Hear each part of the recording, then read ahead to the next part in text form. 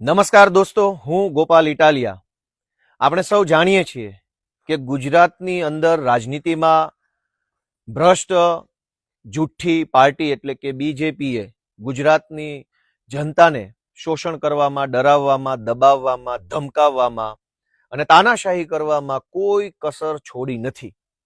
પણ બીજેપી પાર્ટીની આટલી હદ સુધીની તાનાશાહી હોવા છતાંય, આટલી હદ સુધી ગુંડાઓ જેવું વર્તન હોવા છતાંય ગુજરાતના કેટલાક યુવાનો ભાજપની આંખમાં આંખ નાખીને એને લલકારે છે. ભાજપની છાતી ઉપર પગ રાખી અને ગુજરાતના કેટલાક તરવરિયા યુવાનો જનતા માટે લડાઈ લડી રહ્યા છે. અને આ વાત જ ભાજપને ખટકે છે કે જાણે કે અંગ્રેજોનું શાસન હોય એવી રીતે મન ફાવે એવું કરવાની એમને સત્તા છે.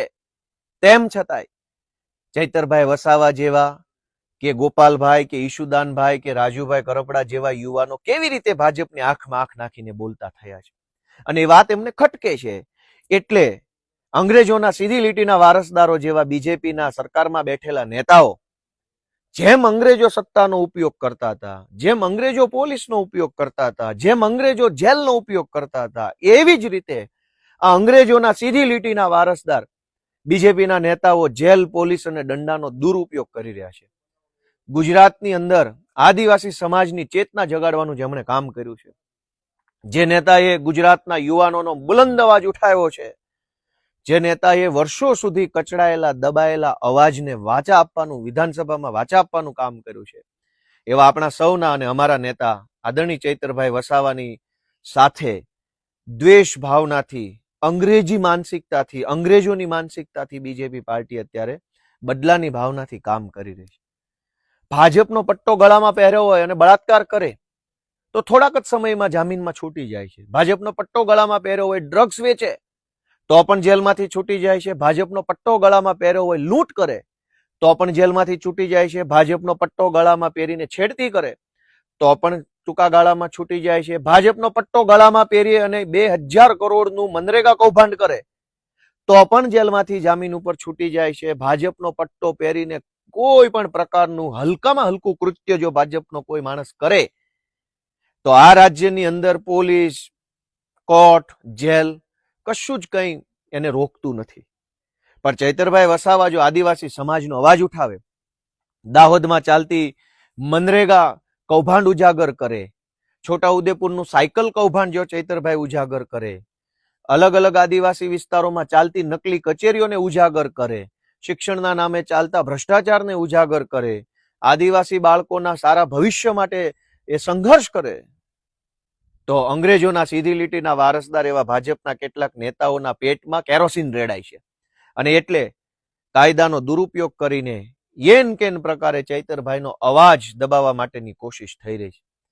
પણ એમ દંડાના જોરે, સત્તાના જોરે જો અવાજ દબાઈ જ જતો હોત તો દેશ જ ક્યાં આઝાદ થવાનો હતો. દંડાથી અવાજ આ દેશમાં દબાયો નથી અને દબાશે નહીં. જેલની દિવાલોમાં એ તાકાત નથી, જે તાકાત સંઘર્ષની ભઠ્ઠીમાંથી પાકીને નીકળેલા એક યુવાનના અવાજમાં છે. એટલે ભાજપના ભ્રષ્ટ નેતાઓના મનમાં જો એવો વહેમ હોય કે ચૈતરભાઈ વસાવાને દબાવી અને સમગ્ર આદિવાસી સમાજના અવાજને રૂંધી શકશે તો એ ક્યારેય શક્ય બનવાનું નથી. આમ આદમી પાર્ટી ચૈતરભાઈ વસાવા અને ગુજરાતના આદિવાસી સમાજ સાથે મજબૂતીથી, તાકાતથી ઊભી છે. આજ ચૈતરભાઈ વસાવાના કેસમાં હાઈકોર્ટમાં સુનાવણી હતી. ગઈ વખતે સુનાવણી જ્યારે હતી, આની પહેલાની સુનાવણી, ત્યારે સુનાવણી સમયે સરકારી વકીલે આવીને એવું કહ્યું કે સરકાર સરકારી વકીલ બદલવા માંગે છે, નવી તારીખ આપો. એટલે ગઈ વખતની સુનાવણી ન થઈ શકી અને આજની તારીખ પડી. આજની તારીખે સરકારી વકીલ હાજર ન થયા, એવું કહ્યું કે આજે સુનાવણી નહીં શકે, આજે હડતાલ છે. સરકારી વકીલને વળી હડતાલ કેવી આવે? જે વકીલો બિન સરકારી નથી, પ્રોફેશનલ પ્રેક્ટિસ કરે છે, એ હડતાલનો ભાગ હોઈ શકે છે. પણ સરકારી વકીલ હડતાલનું બહાનું લઈ અને આજે તારીખ માંગી લીધી. ભાજપનો માણસ બળાત્કાર કરે તો ભાજપના મંત્રી સુદ્ધા એની પાછળ છોડાવવા લાગી જાય છે. પણ ચૈતરભાઈ વસાવાનો એક મામૂલી કેસમાં હાઈકોર્ટ જેવી અદાલતોમાં પણ તારીખ પે તારીખ કરાવી રહ્યા છે.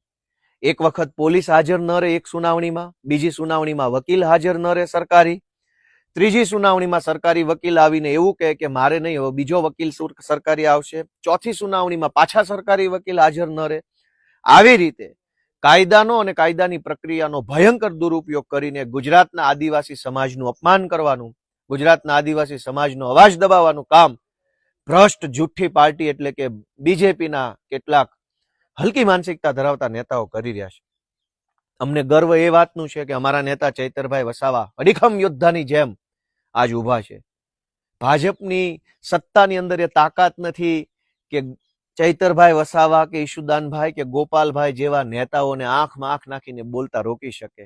એ અમારી તાકાત છે. ભાજપની સત્તા કે ભાજપના દંડામાં એ દમ નથી કે અમારી જેવા યુવાનોને બોલતા રોકી શકે, અમારી જેવા યુવાનોને આંખ ફાડીને જોતા રોકી શકે. સમય આજ ભાજપની તાનાશાહીનો છે, પણ સમય ક્યારે આવો નહીં રહે. અન્યાય, અત્યાચાર અને અનીતિનું શાસન ધ્વસ્ત થશે. આ શાસન પડી ભાંગશે અને ગુજરાતની અંદર જનતાના શાસનનો ઉદય થશે. એના પાયાની અંદર ચૈતરભાઈ વસાવા જેવા ક્રાંતિકારી આદિવાસી યોદ્ધાનું યોગદાન રહેશે. હું ભાજપના સૌ જે કંઈ પણ લોકો ભ્રષ્ટાચાર કરી અને ખાઈ બધી અને એકદમ તગડા થયા છે એમને કહેવા માંગુ છું કે તમારે જેટલી તાનાશાહી કરી હોય એટલી કરી લેજો. અફસોસ ન રહેવો જોઈએ કે તમે આ 2 જુલમ ઓછા કર્યા હતા. તમારા તમામ જુલમનો જવાબ અમે લોકતાંત્રિક પદ્ધતિથી આપશું. ચૈતરભાઈ વસાવા આપણી વચ્ચે ટૂંક સમયમાં આવશે એવી આશા અને એવા વિશ્વાસ સાથે સૌને જય જય ગરવી ગુજરાત.